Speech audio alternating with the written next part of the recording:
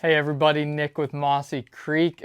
Today is April 10th, Monday after Easter. It's time for the fly fishing forecast this week. So feels like spring. We got rid of kind of our cold nights that we had over the weekend. Looks like we're gonna have pretty warm evenings and really warm days for the next week. Looking at more like lows in the 50s, highs like 70s to 80s.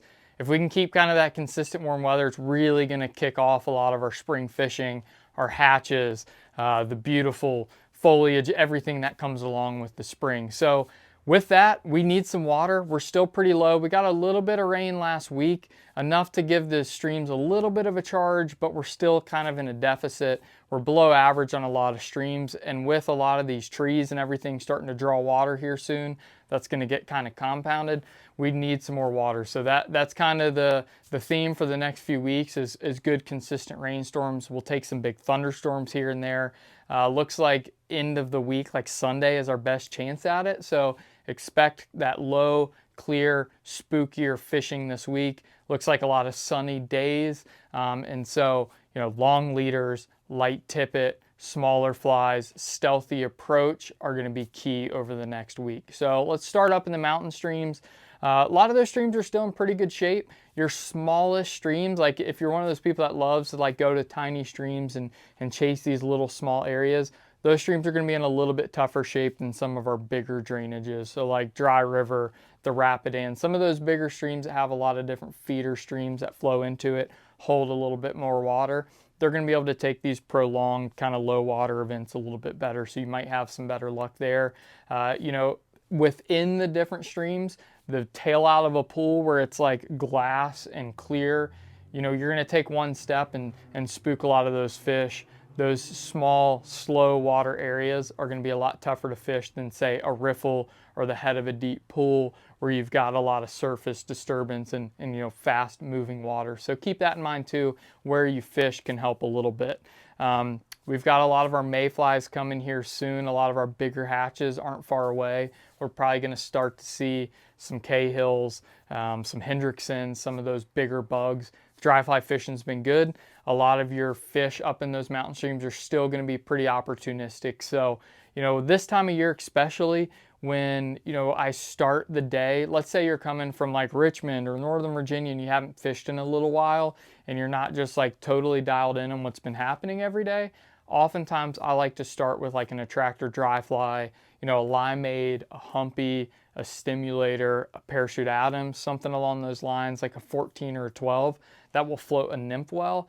Take about 2 feet of tippet, maybe 5X, tie off like a pheasant tail or another good attractor nymph, and fish a dry dropper. It, at least for the first part of the day, gives you some chance to see how willing those fish are to eat a dry fly or if they're still feeding pretty subsurface. And I'll kind of base my day off that. If I make a few casts and all of a sudden I'm getting crushed on the dry fly, maybe I cut that dropper off, don't deal with the tangles and stuff that come with that, and just fish a dry the rest of the day. But if you pick up your first 6 to 10 fish and they're all eating the nymph, you might see that if you had started with the dry the whole day, you might have been missing out on some fish. So that dry dropper, a great way to kind of test out a stream for the day. Spring creeks have been fishing pretty well, but they're getting clear. Like Mossy, is really low and clear. Beaver's getting there. Some places like Spring Run, South River, they're going to be pretty clear too. If we keep low water, fish longer leaders, be stealthy. If you can get away with it, don't use an indicator. If you're nymphing, use a dry dropper like I was just talking about. If you're not using a tight line style and you need something to suspend your nymph, I really like dry droppers this time of year. That dry fly just lands a lot more subtle.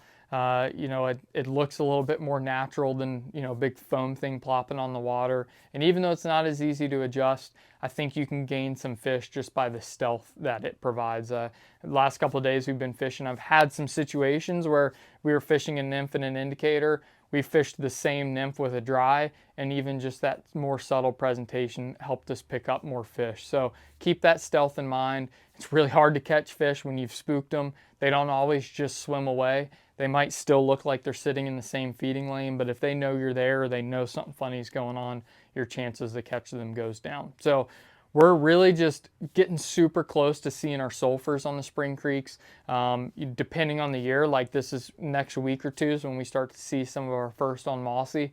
I've been out a lot. I haven't seen any pop off yet, but we're probably getting pretty close to seeing some of our first ones.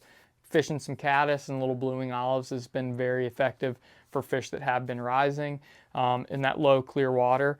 A lot of times I like to fish a small, like near enough sculpin, a a crystal bugger under an indicator, something that kind of tumbles and floats along the bottom and isn't super intrusive, can be very effective on like bright day, clear sky, days that we don't necessarily always attribute to streamer fishing. Some of those techniques can still be pretty effective. So, call us. We'll keep you updated, especially if we start to see some hatches. We like to put some videos out. We'll keep that posted. And then on the rivers, we had some really cold nights that probably kept our spawn from coming too soon. Nights with frost, low freezing temps tend to cool that water down pretty quickly. With these warm nights and warm days coming, we're going to gradually slide into those temps that our smallmouth and largemouth are looking to spawn. Musky are typically already doing their thing in April, so we kind of lay off of them. But right now, those bigger male fish we'll be thinking about moving into places to sweet beds. We haven't seen much of that going on yet, but like I said, this warm weather's probably bringing that soon, and those females are going to be putting on the weight in close water. So, if you want to hear more about places to fish, Brian talked about it a little bit last week, but those fish are really looking for places that are going to be protected from the water if we get high events during the spawn. They've been doing it a long time. They're good at knowing those places that they're safest and are going to have the best chance for their eggs hatching and bringing us fish for years to come. So some very specific water to focus on. Look for those back eddies, those water real close to it where the other fish that aren't actively working on nests might be feeding and kind of hanging out. So we're looking forward to the spring. For those of you who don't know or who are already looking forward to it, we do have our big open house this Saturday, the 15th. This is our 20th anniversary, so we're doing a lot. We're super excited. Blane Chocklett will be here tying, so it's a great time to kind of come pick his brain and see how his mind works. As many of you know, he's a really special fly tyer, ties a lot of cool stuff. And then we're going to have a lot of our manufacturer reps here, Sims, Corkers, pretty much all of our rod brands, Scott, Orvis, all those people are going to be here.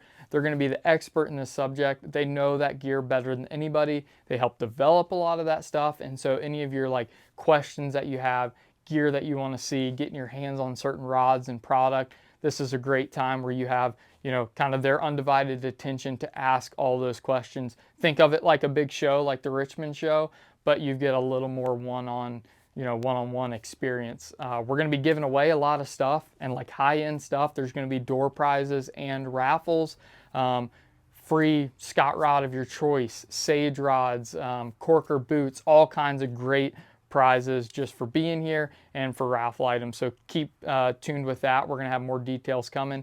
And then we're going to have lunch. We're doing kind of a barbecue style lunch, hot dogs, hamburgers. 3 Notch is going to be here pouring beer. So you got that too. Lunch is probably going to start around 11:30 and we'll go until we run out of it. We'll have more details on parking and all of that, but normal shop hours, 10 to 6, food, giveaways, reps. All of our crew is going to be here to answer questions. We would love to spend the day with you. Give us a call if you have any questions. Hopefully we'll see you on Saturday, but if not, we'll talk next week.